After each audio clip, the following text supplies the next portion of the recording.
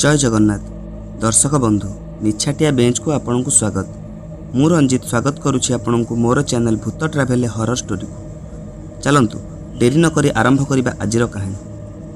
दुर्गापुर गाँव 10 वर्षर पिलाटीए निखिल 5 वर्षर होइथिला। बापा माँ गोटे सड़क दुर्घटन आरपारी को चलीगले। गोटे छोट कुड़िया बुढ़ी माँ सह रोच। बापा माँ छेउंड पिला बोली बुढ़ी ताकू अति स्नेहरे पाली। केबे बापा माँ कथा मने पकई देनी। निखिल कहे तू व्यस्त हनी जेजी, मु बड़ हो गोटे बड़ चाकरी करी आउ तते दुनियाटा सारा बुलेबी। बुढ़ी माँ कहे आ हालो मो नातियार केते बुद्धि, मते पुणी सी दुनिया देखैब। हो से कथा तो परे अछि, एबे चल तते गाधेई खाई बेग बस्तानी धरी स्कूल छाड़ी के आसीबी। हाँ जेजी चल। गाँ पाख जंगल रो सेपटे स्कूल पिचु रास्ता अच्छी, हेले अधिक बाट बोली जेजी गला बेले जंगल दे निखिल को नहीं जाए। आउ फेरिला बेलू राति हो जाए बोली रिक्शा नहीं पिचु रास्ता बाटे फेरे। स्कूल सह मंदिर लगी। बुढ़ी निखिल को स्कूल ले छाड़ी मंदिर रे अध घंटाए घंटाए माली गड़ाए। मंदिर टिके दूर रे बुढ़ीर लुगाकल दुकान। मंदिर रे माली गड़े सारी बुढ़ी आसे ता दुकान को। सेठी केतेटा बुला कुकुर को बासी रुटी खाइबाकू दे दिए, तापर खोले तार दुकान। 4टारे निखिल स्कूल घंटी बाजे। निखिल चली आसे जेजी दुकान को। दुई जन जाक संध्या जाए गपसप करती। संध्यारे मंदिर रे कीर्तन हुए। कीर्तन देखी घर को फेरती।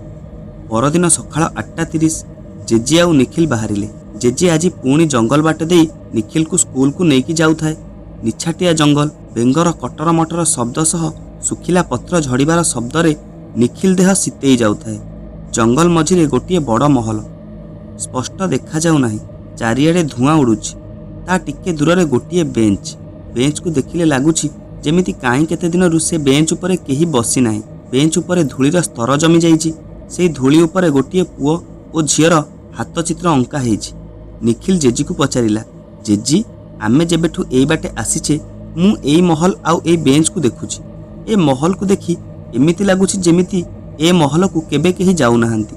ए महल किए तोलिथिले? ए महल तो पूरा नुआ अछि, खाली केही एठी रहु नाहांती बोली बुढ़ियाणी बसा लागि जाइछि।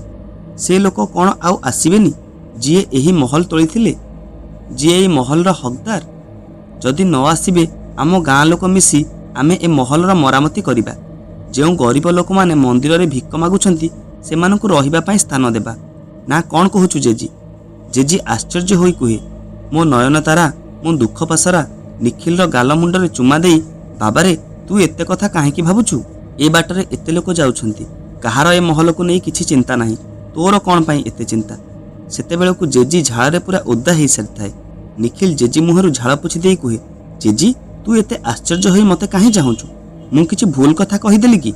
जेजी कहिले तते गुणिया पाखरु आनी गोटे बड़ कवच देबाकू पड़िबो। हे भगवान मो छुआटाकू घंट घोड़े रख। तू स्कूल चलिलु तेणे तोर डेरी हो गलानी। जेजी निखिल को स्कूल ले छाड़ी मंदिर को आसिला। ता दुकान खोली बसी थाए। भारी अस्तव्यस्त लागुथाए। मन को अनेक कथा आसुथाए। हे प्रभु ताकू मु काई जंगल दे आनिली के जानी? निखिल तो मो पुओ रमा माने निखिल बापा भलिया भारी जिदिया। जहा भाबिथिबो सेईटा न कला पर्यंत जमा पछगुंचा देबनी। कौन हेबो के जानी? एबे एमिति अनेक कथा भाबू भाबू समय आसी 4टा। निखिल आसी दुकान ने पहुंचिला। जेजी आज संध्या पर्यंत न रही 4टा बेले दुकान बंद करी चली आसिला। घरे आसी पहुंचु पहुंचु 5टा बाजिगला। जेजी नाती धुआधुई ही ठाकुर घरे संध्या आळती देले। निखिल बसी पाठ पढ़िला। जेजी रोसई कला। आज जेजीर जल्दी रोसई सरीगला। जेजी आउ नाती 10टा बेलू खाई शोईगले। हेले निखिल को जमा निद हेउ न थाए। खाली से महल आउ बेंच कथा मने पड़ू थाए। एमिति हेई हेई किछि समय परे निखिल सोई जाइछि। निखिल स्वप्न रे देखुछि जने पुओ और झियो सेई महल रु बाहरी सेही बेंच पाखकु आसुछंती। से दुई जन बहुत चिंतित जना पड़ुछंती। सेमाने निखिल को अति निरीह भाबरे डाकुछंती। कहउछंती पुओ आमको मुक्ति दे, तू ही आमको मुक्ति देई पारिबु। दया कर आम उपरे, आमको रक्षा कर। निखिल रो निद भांगी गला। जेजी को डाकिला। जेजी को ता स्वप्न विषय सबू कहिला। जेजी यह कौन सत? जदि सत मते तांकु सहाय्य करिबाकू हेबो। से महलर सत कौन मते कह। आउ से बेंच? समय राति 2:30। जेजी पाटिरु आउ किछि बाहरु न थाए। हे भगवान गुरुदेव मते कहिथिले निखिल जेते जेते बड़ हेबो से सबू सत जानि पारिबो। निखिल को तो आर मास को 10 पुरी 11 चलिबो। काली मते कुलगुरुंक पाखकु जिबाकू हेबो। निखिल पाई किछि गोटाए करिबाकू हेबो। से ए सत को न जानिबा उचित जे से रानी पद्मावती महलर बड़ बोहूंकर एकमात्र पुत्र। जेजी कौन भावुछु मते कह से महल विषय से महल सह मोर की संपर्क। बाबारे तू एबे सोई जा, अनेक राति हेलानी। निखिल जेजी कथा मानि सोईगला, किंतु जेजी को आउ निद हेउ न थाए। से खाली भाबुथाए केमिति सकाळ हेले से गुरुदेवଙ୍କ पाखକୁ ଯିବ। भोर 5टा निखिल उठी सूर्य नमस्कार कला। निखिल मने मने भाबुथाए आज रविवार स्कूल छुट्टी, काली नुआ खाई पाई भी स्कूल छुट्टी अछि। ए विषय जेजी ठारू सबु जानिबी आउ ताकू सहाय्य करिबी। से अति नेहुरा हेई मते सहाय्य मागिथिले। से असहाय थिले, अवश्य मु तांको मुह देखि पारिनी, हेले तांको बेश पोषाकरू से तो केउ देशर राजा राणीଙ୍କ परि लागुथिले। जेजी निखिल पाखକୁ आसी कहिले, बाबारे कुआडे जिबुनी, मोर गोटिए गुरुत्वपूर्ण काम सारी मु आसे। हो जेजी जा, फेरिले किंतु काली रातिर घटना विषय मते कहिबु। जेजी आउ किछि न कहि चली गले कुलगुरुଙ୍କ आश्रमକୁ। जेजी आश्रम रे पहुंचिला। गुरुदेव ध्यान रे थिले। ध्यान सारी जेजीଙ୍କୁ डकाइले। जेजी गुरुदेवଙ୍କୁ प्रणाम जणाइले। गुरुदेव कहिले, कौन कहूछु? जेजी कांदी कांदी कहिला, गुरुदेव मु कौन करिवि, मो निखिल। गुरुदेव कहिले, मो निखिल काहाकू कहूछु? से दुर्गापुर गाँर रक्षक। दुर्गापुर गाँ को से सबु संकट रक्षा करिवो। हेले गुरुदेव मु तते 10 वर्ष तले ए कथा कहिथिली, बोधुए तू से कथा भूली जाइछु। से दुर्गा महलर रानी पद्मावती को अभिशाप रु मुक्त करिवो। तू मते कौन कहिबाकू आसीछु? मु सबु जानिछि। मु दुर्गा महलर कुलगुरु। से महल संपर्कित जहा घटना घटिबो मु जानि परिबि। तोर निखिल को सबु सत कहिदेबारे ही मंगल हेबो। तू व्यस्त हो ना, से तते घृणा करिवनी। जेजी कहिला, आज्ञा गुरुदेव, जहा आपणकर इच्छा, हेले निखिल को छाड़ी मु बंची पारिबिनी। गुरुदेव कहिले, निखिल देवदेव महादेवଙ୍କ बर। ता शरीर रे महादेवଙ୍କ शक्ति लुकायित अवस्था रही। रानी पद्मावतीଙ୍କର घोर तपस्यार बर हेउछि निखिल। से दिने ना दिने ए सत निश्चय जानिबो। तेणु तोर ताकू सबु सत कहिदेबारे ही समस्तंकर मंगल। से ही दुर्गा महलर राजा और प्रजांक पथररु जीवन दान देव। तू शीघ्र जा, ताकू ता जीवनर सत विषय अवगत करा। जेजी कहिले, आज्ञा गुरुदेव। प्रणाम कले एवं कहिले, मु एबे आसुछि। गुरुदेव कहिले, भगवान तोर मंगल करंतु। जेजी आसी घरे पहुंचिला। जेजी को देखि निखिल कहिला, जेजी आसिलु आसिलु, मते से महलर सत कौन कहिलु। जेजी स्पष्ट देखि पारुथिला जे निखिल अस्थिर थिला। जेजी आरंभ कला निखिलर अतीत। अनेक वर्ष तलर कथा। अड़ंगगढ़ खुशीर लहरी खेली जाइथिला। बहुत दिन पर रानी मुक्ता मंजरींकर कन्या संतान जात हैला। अड़ंगगढ़ एबे उत्सव मुखर। प्रासाद सारा फूलरे साजसजा होइथाए। नामी दामी मिठा व्यवसायी को नाना रकमर मिठा आनिबाकू कुहा जाइथिला। प्रजा माने उत्सव व्यस्त। सबु प्रकार व्यंजन प्रस्तुति होइथाए। राजा शून्यकेशरींक माता अहल्या देवींकर इच्छा थिला, जदि तांक पुत्रर कन्या संतान जात हुए तेबे तार नाम पद्मावती रखाजिब। आज कन्यार 21 सत्यनारायण पूजा हेब। पुत्रीर नामकरण कराजिब। पुत्रीर नाम पद्मावती दियागला। धीरे धीरे से बड़ हैला। मात्र 8 वर्ष बयस से अस्त्र शस्त्र विद्यार निपुणता हासिल कले। तेणु अड़ंगगढ़ राजकुमारी नुहे बरं राजकुमार मानुथिला। दिने राजकुमारी शिकार निमंते जंगल को जाइथिले। जंगल रे राजकुमारी सिंहल राज्यर राजकुमार समरेंद्र देवंक सह भेट हैला। पद्मावती देखिबाकू खूब सुंदरी थिले। तांको दृष्टिर तीक्ष्णतारे शत्रु माने पछघुंचा देउथिले। युद्ध तो दूरर कथा, एमिति अनेक राज्य राजकुमारी ठारू परास्त होइछि। तांको रूप देखि समरेंद्र देवंक शरीर रे सिहिरण खेलीगला। से तांको रूपरुचि रे मुग्ध होइगले। से राजकुमारी को अनुसरण करिबाकू लागिले। राजकुमारी एहा जानि पारि तांको उपरकू प्रहार कले। राजकुमार कहिले, अरे अरे रुहंतु राजकुमारी, मु तो आपणक पारंगमतारे विमोहित। सेथिपाई मु बास आपणक देखा चाहुतिली। खास सेथिपाई ही मु एठाकू आसीछि। राजकुमारी किंतु एठी मिठा मिठा कथारे फसीजिबा झियो नुहंती। से कहिले, आपण मो परंगमता देखिलेनी केउठी? एतिकी कही राजकुमारी राजकुमारଙ୍କ उपरकू प्रहार करिबाकू लागिले। किछि समय पर्यंत दुहिंक भितरे प्रेमपूर्ण युद्धटी आरंभ होइगला। राजकुमारी जेते शक्त अस्त्र प्रहार करंतु ना काहेकि, राजकुमारଙ୍କ किंतु ताहा खूब आश्वस्तिकर मने होउथिला। हाँ, से मध्य जने राजकुमार थिले। राजकुमारी एहा देखि आश्चर्य हेले। मो प्रहार राजकुमारଙ୍କୁ किछि प्रभाव पकाउनी, कोन पई?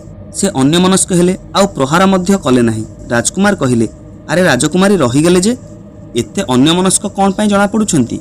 सेतेबेलकू संध्या हेई सारिथिला। राजकुमारी आउ किछि न कहि राग जर्जरित होई सेठारु चली आसिले। एपटे राजकुमार मध्य हसी हसी फेरीगले तांको राज्यकू। पद्मावती सेही कथाकू नै खूब चिंतित थिले। आउ राजकुमारଙ୍କ उपरे मध्य खूब रागी जाइथिले। तेणु राजकुमारଙ୍କୁ सबु स्थान रे केवल पद्मावती ही देखा जाउथिले। एमिति किछि दिन गला। ରାଜକୁମାରୀଙ୍କ ରାଗ ଭଲ ପାଇବାରେ ପରିଣତ ହେଲା। ଦିନେ ଦୁହେଁ ନଈକୂଳରେ ବସିଥାନ୍ତି। ରାଜକୁମାର ରାଜକୁମାରୀଙ୍କୁ ପ୍ରେମ ନିବେଦନ କଲେ। ରାଜକୁମାରୀ ମଧ୍ୟ ରାଜକୁମାରଙ୍କ ସହ ପ୍ରେମ ବନ୍ଧନରେ ବାନ୍ଧି ହୋଇସାରିଥିଲେ। ସେ ତାଙ୍କ ନିବେଦନକୁ ଗ୍ରହଣ କଲେ। ଦୁହେଁ ତାଙ୍କ ଭବିଷ୍ୟତକୁ ନେଇ ଅନେକ କିଛି ଭାବି ସାରିଥିଲେ। ଦୁହେଁ ଆଉ ଏକ ସୁନ୍ଦର ଦୁନିଆକୁ ଚାଲି ଯାଇଥିଲେ, ଯେଉଁଠି ଥିଲେ ସେ ଦୁହେଁ ଆଉ ତାଙ୍କ ଛୋଟ ସଂସାର। ପ୍ରକୃତିସ୍ଥ ହୋଇ ଦୁହେଁ ବିଚାର କଲେ ତାଙ୍କ ସମ୍ପର୍କ ବିଷୟରେ ପରିବାର ଲୋକଙ୍କୁ ଜଣାଇବେ। ରାଜକୁମାରୀ ପଦ୍ମାବତୀ ଥିଲେ ଜଣେ ରାଜାଶୂନ୍ୟ କେଶରୀ ଓ ରାଣୀ ମୁକ୍ତା ମଞ୍ଜରୀଙ୍କର ଏକମାତ୍ର ଅଲିଅଳି ଝିଅ। ପଦ୍ମାବତୀଙ୍କ ଖୁସି ହିଁ ସେମାନଙ୍କ ଖୁସି। ତା ଛଡ଼ା ସମରେନ୍ଦ୍ର ଦେବ ବି କେଉଁ ଗୁଣରେ କମ୍ ନଥିଲେ। କିନ୍ତୁ ଏପଟେ ରାଜକୁମାରଙ୍କ ପିତା ରାଜେନ୍ଦ୍ର ନାରାୟଣ ଦେବ ଏ ପ୍ରସ୍ତାବକୁ ଗ୍ରହଣ କରିପାରୁନଥିଲେ। ଅନେକ ଥର ବୁଝାଇବା ପରେ ସେ ରାଜି ହୋଇଥିଲେ, କିନ୍ତୁ ସେ ମନରେ ଅଲଗା କିଛି ଭାବିଥିଲେ। ବହୁ ଆଡ଼ମ୍ବରରେ ବିବାହ ସମ୍ପନ୍ନ ହେଲା। ରାଜକୁମାରୀ ପଦ୍ମାବତୀ ହେଲେ ଦୁର୍ଗା ମହଲର ରାଣୀ ପଦ୍ମାବତୀ ଦେବୀ। ପ୍ରତିଦିନ ସନ୍ଧ୍ୟାରେ ପଦ୍ମାବତୀ ଦେବୀ ଓ ସମରେନ୍ଦ୍ର ଦେବ ମହଲ ପାଖରେ ଥିବା ସେହି ବେଞ୍ଚ ପାଖକୁ ଯାଆନ୍ତି। ସେହି ବେଞ୍ଚ ପାଖରେ ବସି ବାର୍ତ୍ତାଳାପ କରନ୍ତି ଓ ନିଜକୁ ସ୍ୱପ୍ନ ଦୁନିଆରେ ହଜେଇ ଦିଅନ୍ତି। ରାଣୀ ପଦ୍ମାବତୀ ଘୋର ତପସ୍ୟା କରି ଦେବଦେବ ମହାଦେବଙ୍କୁ ସନ୍ତୁଷ୍ଟ କରିଥିଲେ। ମହାଦେବଙ୍କ ଆଶୀର୍ବାଦରେ ସେ ମାଗିଥିଲେ ଯେ ତାଙ୍କର ପ୍ରଥମ ପୁତ୍ର ଅନେକ ଶକ୍ତିର ଅଧିକାରୀ ହେଉ, ସେ ତା ଶକ୍ତିର ସଦୁପଯୋଗ କରୁ ଏବଂ ଏହି ସିଂହ ରାଜ୍ୟର ରକ୍ଷାକର୍ତ୍ତା ଭାବେ ଜନ୍ମ ହେଉ। ହେଲେ ରାଣୀ ତାଙ୍କର ଏହି ବରପ୍ରାପ୍ତି ସମ୍ବନ୍ଧରେ କାହାକୁ ଅବଗତ କରାଇ ନଥିଲେ। ରାଣୀ ଅନ୍ତଃସ୍ୱତା ହେଲେ, ଯାହା ଶୁଣି ରାଜେନ୍ଦ୍ର ନାରାୟଣ ଦେବଙ୍କ ମୁଣ୍ଡରେ ଗୋଟିଏ ଉପାୟ ଜୁଟିଲା। ଏତିକି କହି ଜେଜି ଚୁପ୍ ହୋଇଗଲା। ନିଖିଲ କହିଲା, ଜେଜି କ'ଣ ହେଲା ତାପରେ? ରାଜେନ୍ଦ୍ର ନାରାୟଣ ଦେବ କ'ଣ କଲେ? ଜେଜି କହିଲା, ମୁଁ ଥିଲି ଦୁର୍ଗା ମହଲର ଖାସ୍ ଦାସୀ। ସେତେବେଳେ ମୋ ବୋହୂ ମଧ୍ୟ ଗର୍ଭବତୀ ଥିଲା। ଯେଉଁଦିନ ରାଣୀଙ୍କର ପୁତ୍ର ହେଲା ସେହିଦିନ ମୋ ବୋହୂର ବି ପୁତ୍ର ହେଲା। ହେଲେ ନିଖିଲ କହିଲା, ହେଲେ କ'ଣ ଜେଜି କହ? ଜେଜି କହିଲା, ମୋ ବୋହୂ ଗୋଟିଏ ମଲା ପୁତ୍ରକୁ ଜନ୍ମ ଦେଇଥିଲା, ଆଉ ରାଣୀ ଗର୍ଭରୁ ଜନ୍ମ ନେଲୁ ତୁ। ମୋ ବୋହୂ ଅଚେତ ଥିଲା। ସଙ୍ଗେ ସଙ୍ଗେ ମୁଁ ଦୌଡ଼ିଗଲି ମହଲକୁ ମୋ ମଲା ନାତିକୁ ନେଇ। କାନ୍ଦି କାନ୍ଦି ଯାଇ ପହଞ୍ଚିଲି ମହଲରେ। ମୋତେ ମହାରାଜ ରାଜେନ୍ଦ୍ର ନାରାୟଣ ଦେବ ମିଛରେ ରାଣୀ ମୋ ବୋହୂର ଦୁଃଖ ସହି ନ ପାରି ତାଙ୍କ ପୁତ୍ରକୁ ମୋତେ ଦେଇଛନ୍ତି ବୋଲି କହି ସେଠାରୁ ଚାଲିଯିବାକୁ କହିଲେ। ମୁଁ ମୋ ନାତିକୁ ତାଙ୍କ କୋଳରେ ଦେଇ ତତେ ନେଇ ଚାଲି ଆସିଲି ଆମ ଘରକୁ। ଆଉ ସେପଟେ ମହାରାଜା ରାଣୀ ମଲା ପୁତ୍ର ଜନ୍ମ ଦେଇଛନ୍ତି ବୋଲି କହି ମିଥ୍ୟା ଆରୋପ ରାଣୀଙ୍କ ଉପରେ ଲଗାଇଲେ। ସମସ୍ତେ ରାଣୀଙ୍କୁ ବହୁତ କିଛି ଶୁଣାଇଲେ। ରାଣୀ ପଦ୍ମାବତୀ କିନ୍ତୁ ଏହା କଦାପି ବିଶ୍ୱାସ କରିପାରୁନଥିଲେ, କାରଣ ସେ ମହାଦେବଙ୍କ ଠାରୁ ବର ପାଇଥିଲେ ଯେ ତାଙ୍କର ପ୍ରଥମ ପୁତ୍ର ହିଁ ଅନେକ ଶକ୍ତିର ଅଧିକାରୀ ହେବ। ସେ ଖୁବ୍ ଜୋରରେ ଚିତ୍କାର କଲେ, ଏହା ଏକ ଷଡ଼ଯନ୍ତ୍ର ବୋଲି କହିଲେ। ତାଙ୍କ କଥା କିନ୍ତୁ କେହି ମାନିବାକୁ ପ୍ରସ୍ତୁତ ନଥିଲେ। ରାଜା ସମରେନ୍ଦ୍ର ଦେବ ପୁତ୍ରକୁ ହରାଇଛନ୍ତି ବୋଲି ଏମିତି ହେଉଛନ୍ତି ବୋଲି ଭାବି ତାଙ୍କୁ ବୁଝାଇବାକୁ ଚେଷ୍ଟା କଲେ। ହେଲେ ରାଣୀ ପଦ୍ମାବତୀ କାହା କଥା ଶୁଣୁନଥିଲେ। ସେ ଅଭିଶାପ ଦେଇ କହିଲେ, ମୋ ପୁତ୍ରକୁ ଯିଏ ମୋ ଠାରୁ ଛଡ଼େଇ ନେଇଛି ସେ ଏହି ମୁହୂର୍ତ୍ତରେ ଭସ୍ମ ହୋଇଯିବ। ଏହି ସମଗ୍ର ଦୁର୍ଗା ମହଲ ଓ ଦୁର୍ଗା ମହଲର ସମସ୍ତ ବ୍ୟକ୍ତି ପ୍ରସ୍ତରରେ ପରିଣତ ହେବେ। ଏହି ଦୁର୍ଗା ମହଲର ଚତୁଃପାର୍ଶ୍ୱରେ ଘନ ଜଙ୍ଗଲ ହୋଇଯିବ। ସମସ୍ତେ ଏ ମହଲକୁ ଆସିବାକୁ ଡରିବେ। ଯେବେ ମୋ ପୁତ୍ରର ପାଦ ଏହି ମହଲରେ ପଡ଼ିବ ସେବେ ସମସ୍ତେ ଏହି ଅଭିଶାପରୁ ମୁକ୍ତ ହେବେ। ସଙ୍ଗେ ସଙ୍ଗେ ରାଜା ରାଜେନ୍ଦ୍ର ନାରାୟଣ ଦେବ ଭସ୍ମ ହୋଇଗଲେ। ରାଣୀ ପଦ୍ମାବତୀଙ୍କ ସହ ସମଗ୍ର ପ୍ରାସାଦ ପଥରରେ ପରିଣତ ହୋଇଗଲା। ମହଲର ଚତୁଃପାର୍ଶ୍ୱରେ ଘଞ୍ଚ ଜଙ୍ଗଲ ହୋଇଗଲା। ମୁଁ ତତେ ମୋ ବୋହୂ ପାଖରେ ଛାଡ଼ି ଆସି ଦେଖିଲା ବେଳକୁ ସବୁ ଶେଷ ହୋଇସାରିଥିଲା। ମୁଁ ଧାଇଁଗଲି ମହଲର କୁଳଗୁରୁଙ୍କ ପାଖକୁ। ଗୁରୁଦେବଙ୍କ ଠାରୁ ସବୁ ଜାଣିଲା ପରେ ନିଜକୁ ଧିକ୍କାର କଲି। ତାପରେ ସିଂହ ରାଜ୍ୟ ବିଭାଜିତ ହୋଇ କେତେଟା ଗାଁରେ ପରିଣତ ହୋଇଗଲା। ନିଖିଲ ଆଉ କିଛି ନ କହି କାନ୍ଦି କାନ୍ଦି ଦୌଡ଼ି ଚାଲିଗଲା ମହଲ ପାଖକୁ। ମହଲ ସମ୍ମୁଖରେ ଠିଆ ହୋଇ ଚିରାଡ଼ି ହୋଇ କାନ୍ଦିଲା। ଆଖିରୁ ଲୁହ ପୋଛି ପାଦ ବଢ଼ାଇଲା ମହଲ ଆଡ଼େ। ମହଲରେ ତା ପାଦ ପଡ଼ୁ ପଡ଼ୁ ଜଙ୍ଗଲ କୁଆଡ଼େ ଉଭେଇ ଗଲା। ମହଲ ଜୀବନ୍ତ ହୋଇ ଉଠିଲା। ରାଣୀ ପଥରରୁ ପାଲଟିଲେ ସଜୀବ ମନୁଷ୍ୟ, ଆଉ ପାଛୋଟି ନେଲେ ତାଙ୍କ ପୁତ୍ରକୁ। ନିଖିଲକୁ କୁଣ୍ଢେଇ ଧରି ତା ଗାଲ ମୁଣ୍ଡରେ ଚୁମା ଦେଇ କୋଳେଇ ନେଲେ ତାକୁ ନିଜ ପଣତ କାନି ଭିତରକୁ। ଆଜି ସନ୍ଧ୍ୟାରେ ଉତ୍ସବ ହେବ ବୋଲି ସାରା ରାଜ୍ୟରେ କହିବାକୁ ଆଦେଶ ଦେଲେ। ବିଭାଜିତ ହୋଇଥିବା ସିଂହ ରାଜ୍ୟକୁ ପୁଣି ଥରେ ଏକତ୍ର କରାଇଲା ନିଖିଲ। ନିଖିଲକୁ ସିଂହ ରାଜ୍ୟର ରାଜକୁମାର ଭାବେ ଘୋଷଣା କରାଗଲା। ନିଛାଟିଆ ବେଞ୍ଚ ଆଉ ନାହିଁ। ସେହି ସ୍ଥାନ ବର୍ତ୍ତମାନ କୋଳାହଳ ପୂର୍ଣ୍ଣ। କାହାଣୀଟି ଏଇଠି ସରିଲା। ଯଦି କାହାଣୀଟି ଭଲ ଲାଗିଥିବ ତାହେଲେ ଲାଇକ୍, ସେୟାର, ସବସ୍କ୍ରାଇବ୍ କରିବାକୁ ଜମା ବି ଭୁଲିବେନି। ରହିଲି, ନମସ୍କାର।